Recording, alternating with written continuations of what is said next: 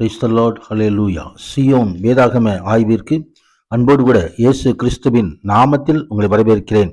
இன்றைய தினத்திலும் நீதிமொழிகளின் புஸ்தகம் அதிகாரங்கள் 25 முதல் 27 அதிகாரங்களில் வசனங்களை தியானிக்க சர்வ தேவன் நமக்கு கிருபை பாராட்டுவாராக. 25வது அதிகாரத்திலே யூதாவின் ராஜாவாகிய எசேக்கியாவின் மனுஷர் பேர்த்தெழுத்தின சாலமோனுடைய நீதிமொழிகள் என்று எழுதப்பட்டிருக்கிறதை நாம் பார்க்கிறோம். கர்த்தருடைய சமயம் உண்டாவது. சாலமோனுடைய நீதிகள் எசேக்கியா ராஜா காலத்திலே அது எடுத்து எழுதப்பட்டன. காரியத்தை மறைப்பது தேவனுக்கு மேன்மை, காரியத்தை ஆராய்வதோ ராஜாக்களுக்கு மேன்மை.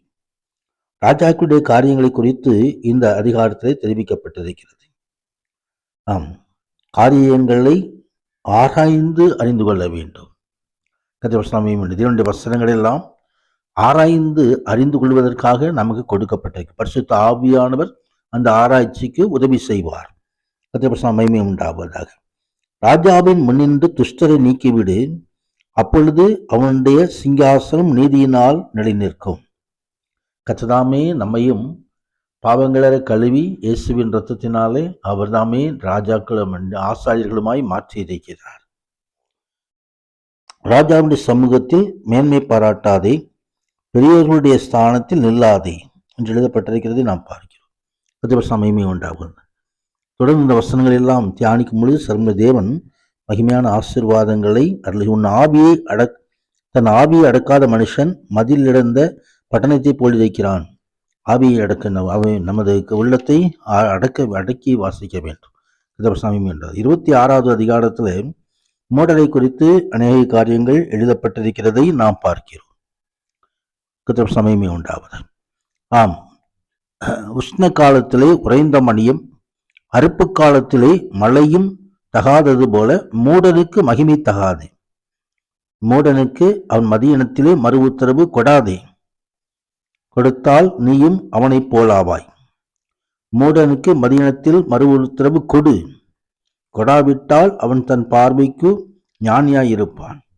எந்த நேரத்திலே நாம் மறு உத்தரவு கொடுக்க வேண்டும், எந்த நேரத்தில் மறு உத்தரவு கொடுக்கக்கூடாது என்பதை ஆராய்ந்து பரிசுத்த ஆவியானுடைய துணையோடு கூட நமது வார்த்தைகள் வர வேண்டும். மூடனுக்கு கனத்தை கொடுக்கிறவன் தன் கவனிலே கல்லை கட்டுகிறவன் போலிருப்பான் என்று சொல்லியிருப்பார். மூடன் வாயின் அகப்பட்ட பழமொழி பெரியும், கையில் அகப்பட்ட முள்ளும் கையில் அகப்பட்ட முள்ளு போல மூடன் வாயிலில் அகப்பட்ட பழமொழி இருக்கிறது என்று சொல்லி எழுதப்பட்டிருக்கிறது. கர்த்தருடைய மகிமை உண்டாவது.